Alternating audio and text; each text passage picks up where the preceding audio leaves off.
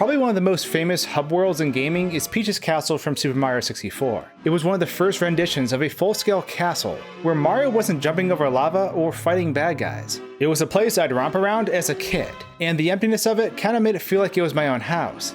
But that's also what was strange about the castle. It didn't seem very castle-like at all. It was more so an art gallery with all sorts of neat paintings. But this isn't the only time we got to explore this castle in a 3D environment, and a modern addition to this castle really made things bizarre. In Super Mario Odyssey, once you complete the game for the most part, you gain access to the Mushroom Kingdom. In the middle of the kingdom is Princess Peach's castle, themed after the Super Mario 64 version. When I was approaching it for the first time, I was super ecstatic. Super Mario 64 has a nostalgic place in my heart that will never be shook. But when I went through the doors of the castle, I found the interior to be pretty odd. It was literally just one room.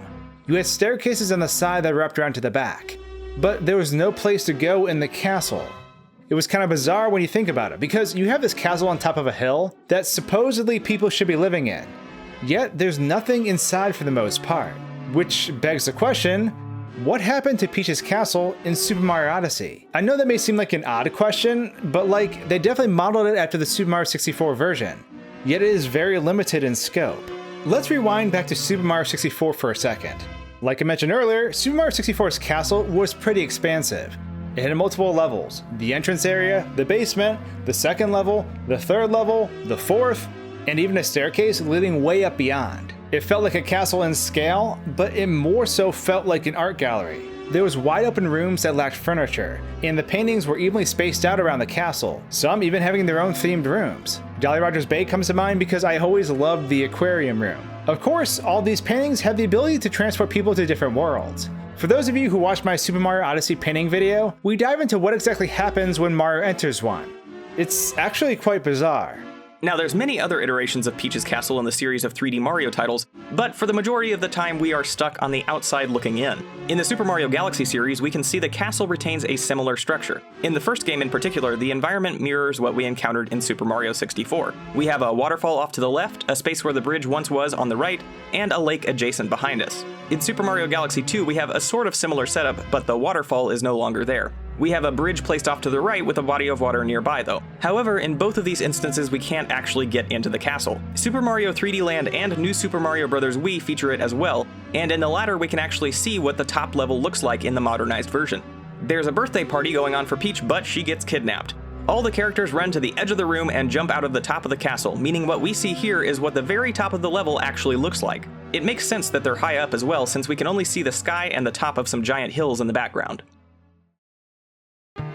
But if this top area exists, and even looks like there are rooms up there in Super Mario Odyssey, why is the entire castle closed off? Where did the extensive art gallery go? Is there a secret door in the room that leads to the upper part of the castle?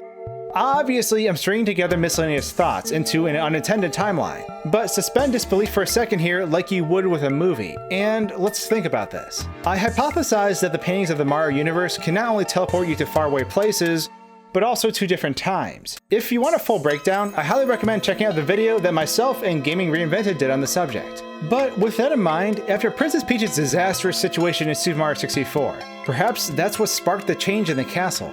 These paintings were dangerous, and keeping them close by within her home was basically just asking for trouble. Bowser or any other villain could just teleport into the castle, and then teleport out of it after kidnapping Peach. It wouldn't matter if doors were locked, or if guards were on duty.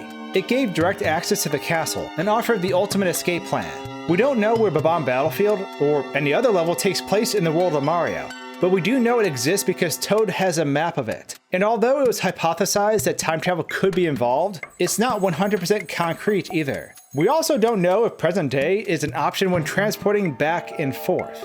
And to top things off, there's no way to tell if the paintings were always magical. Some of the paintings in the castle aren't, but getting rid of a magical painting would probably be pretty dangerous. There's also the issue that Hazy Maze Cave looks like it's just a pool of constantly flowing ink. How would one go about cleaning that up? Well, maybe they wouldn't. Maybe that's why the castle is remodeled on the inside, and for the most part sealed off. Hypothetically, if you seal off the portals in the castle, and then do the same elsewhere in the world, you mitigate the risk. If relocating elsewhere isn't an option, because moving a castle would be brutal, perhaps this was the next best thing. Beyond these shiny walls could simply be the remains of what the castle once was. Perhaps the Hazy Maze portal is still festering in the basement too. There's also the argument that the world terraforms anew between every game, or that everything simply operates on separate timelines. But who knows? The thought of a sealed castle area is definitely interesting to me though, especially since inaccessible floors are definitely present and visible from the outside. But I'd of course love to hear your thoughts on this, so please share them in the comments below. Do you think it's a different castle altogether? Were areas sealed off? Plop a comment and share your thoughts. A big thanks to Nintendrew for helping out with this video. I highly recommend checking out his gaming content as it's super informative and addicting. If video game retrospectives, reviews, and DIY/how-to projects are your thing, you're going to love his channel. He recently just hit 100,000 subscribers as well, so go share him some love. And with that, thanks for tuning in to this Castle Conundrum. I've been uploading lots of awesome content on my second channel, so if you haven't given SwankyBox Live a gander yet, I highly recommend checking it out. Thanks for watching, guys and gals, and until my next video, cheers.